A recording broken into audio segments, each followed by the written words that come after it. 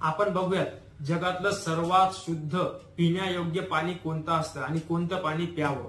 आयुर्वेदानुसार पंचमहाभूतापैकी पाणी हे एक महाभूत सांगितलेलं आहे आणि या पृथ्वीमध्ये ते 70% सर्वत्र उपलब्ध आहे आणि त्याहीपैकी पिण्यायोग्य फक्त 1% आहे। तर त्या पिण्यायोग्य पाण्यातलं एक सर्वोत्तम सर्वोत्कृष्ट पाणी कोणतं आहे, तर जसं आपल्या महाराष्ट्र भारतामध्ये प्रचंड पाऊस हा दरवर्षी पडत असतो, त्या पावसाचं जे पाणी आहे ते पिण्यासाठी सर्वोत्तम आहे।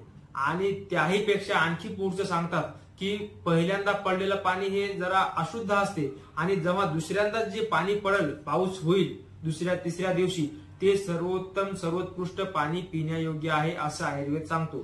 ते हिमालयातल्या दऱ्या खोऱ्यातलं पाणी, हाय डेन्सिटी ऑक्सिजन असलेलं पाणी बॉटलमध्ये भरून हजारो रुपयांना विकल्या जाते आणि जे आपले सेलिब्रिटी खेळाडू त्या पाण्याचा उपयोग करतात। आणि ते पाणी आपल्याला कसं मिळवायचं, तर आपल्या छतावरचं जे पाणी आहे ते सर्व पाणी एकत्र करायचं आणि राजस्थानमध्ये जसं आपल्या घराच्या खाली खोल विहीर खड्डा हाऊत करून त्यामध्ये ते पाणी साठवतात आणि वर्षभर पाणी जे पितात तशा प्रकारचं पाणी प्यावं। आणि असं जे पाणी आहे ते जगातलं प्राकृतिकरित्या शुद्ध असलेलं सर्वोत्कृष्ट सर्वोत्तम पाणी आहे। माझ्याकडे एक व्यक्ती आला होता, त्यांनी 3 लाखाची मशीन घरात बसवा असं तो सांगत होता आणि हे पाणी पिल्यानंतर तुम्ही 100 वर्षापर्यंत दीर्घायुषी व्हाल, निरोगी व्हाल, तुम्हाला सर्दी पडशापासून तर कॅन्सर पर्यंत म्हातारपणापर्यंत कोणताच आजार होणार नाही। मी तर म्हणलं बापा तुम्ही अमृतच द्यायला आले का काय मला।